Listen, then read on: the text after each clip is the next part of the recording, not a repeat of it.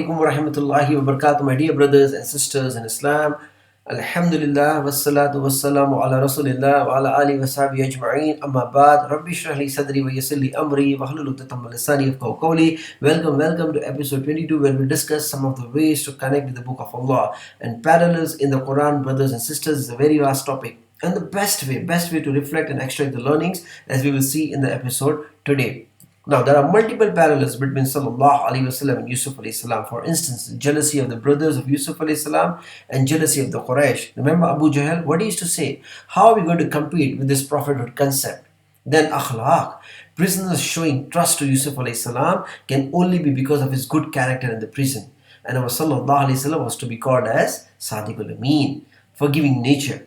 From both of them, when after so much happening against them, and that is a quality, brothers and sisters, which unfortunately most of us are missing. And while speaking about Yusuf alayhi salam, remember his father Yaqub alayhi salam had 12 sons, and the story is mentioned in chapter number 12. Yet again, number symmetry. So through this, Allah subhanahu wa ta'ala makes things easy for us to remember. Make things easy for us to remember. Now, in terms of key takeaways, like I said in the beginning, let's reflect on the events that happened against Yusuf alayhi salam to draw the parallels. Inshallah. So the first one is jealousy. Now, it was their thought. It was a thought of the brothers of Yusuf alayhi salam, their own creation. And this is not an innate quality, rather a primary tool of Iblis. Remember, this was his primary cause to go against the command of Allah. And none of us, we can say that we are immune from this. So, and nowadays, with the advent of social media, brothers and sisters, it has become easy for Iblis and his team, isn't it? For instance, how do we feel internally? How do we really feel internally when we see our own brother, our sister, our cousin, our friend, our colleague climbing the ladder of success? And be genuine. Be absolutely genuine.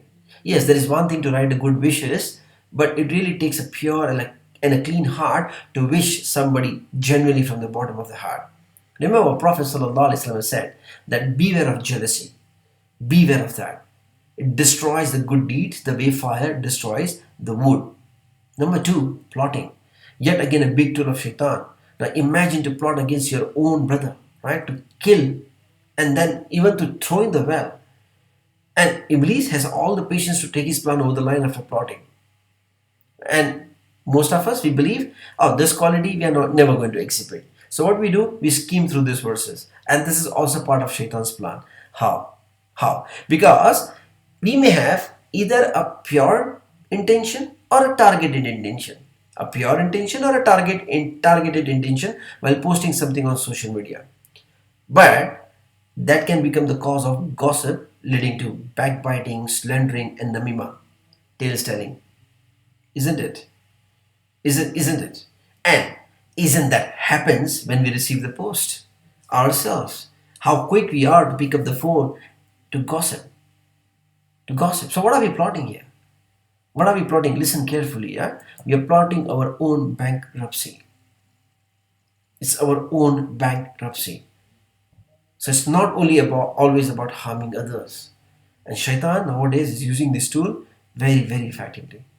Third, lying. Look at the reasons, right? Wolf fitting, fake shirt. Lying is always an easy route to escape. And nowadays we are so much occupied that unfortunately we don't have time for our own parents. And we have all the time for Netflix or Amazon Prime. And then we have an audacity to lie to our parents that I am busy. And how about knowingly or unknowingly supporting the bunch of lies by liking the posts of our favorites in the social media? Remember, Shaitan is not going to make us do big things. Okay? Banu Israel, they are cursed in the Quran because of the disease in the heart, which made them a habitual liar through small events. And our Prophet ﷺ said that the believers can never be a liar. The Muslim can never be a liar. Fourth, intimate secrets. And we know this in the story of Yusuf alayhi salam. The wife of the master of Yusuf alayhi salam is the one who is actioning this event. So this is a very good reflection for our sisters. Very good reflection. And yes, male ratio may be higher here, but clearly the women are catching. As we can see, the women are catching, and not only catching, rather it has increased by 40% in the last 20 years. Yes, it has increased, right? And why? Because this is due to the exposure in the world and mingling with the opposite gender without adhering to the instructions mentioned in the Quran. And needless to say, okay, and needless to say, this is not only for Muslims, right? Overall. And then on top of it, the clever ways of keeping the secrets. The clever ways of keeping the secrets. And sisters specifically, this is very common. This is very common nowadays. Our Prophet ﷺ said that every limb of the body contributes to the adultery if it follows the evil desires in the heart.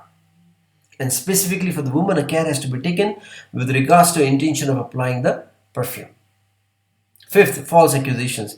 Now imagine the desperation of the wife of the master of the Yusuf AS, right? He ends up in jail. And clearly this is on the rise. False accusation is on the rise. And this is very old report. So imagine the bar now. And the rate of divorce, unimaginable. And nowadays, it is becoming a trend to divorce for expensive alimonies. Subhanallah. Allah subhanahu wa ta'ala warns us about the false accusations in Surah Azab. And our Prophet ﷺ said that the one who accuses on the false ground, Allah will make him dwell in the flowing passion on the day of judgment. So are we really serious about Allah and His Rasul, about Quran and Sunnah, about our day of judgment? And lastly, honoring parents. Brothers and sisters, honoring parents. We know that Yaqub alayhi salam is a prophet of Allah. And then to have an audacity to speak to him like this, right? To the prophet, with sarcasm, who is your father, or grandfather, or father-in-law.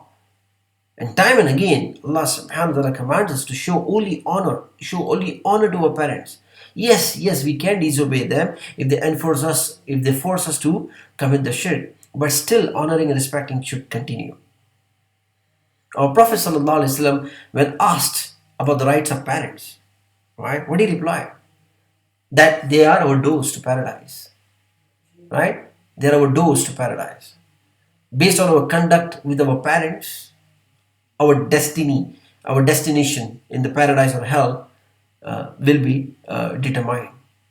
And our Prophet ﷺ has also said that the pleasure of our Rabb is in the pleasure of the parents, and the anger of our Rabb is in the anger of our parents. And imagine the severity, right? Imagine the severity. Prophet ﷺ is sending the companions back to take care of the parents in one narration and mother in another narration, instead of them taking part in jihad.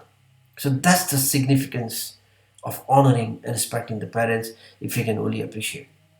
We ask Allah subhanahu wa ta'ala to enable us to draw the parallels from the Quran for every topic so that we can learn, implement and share.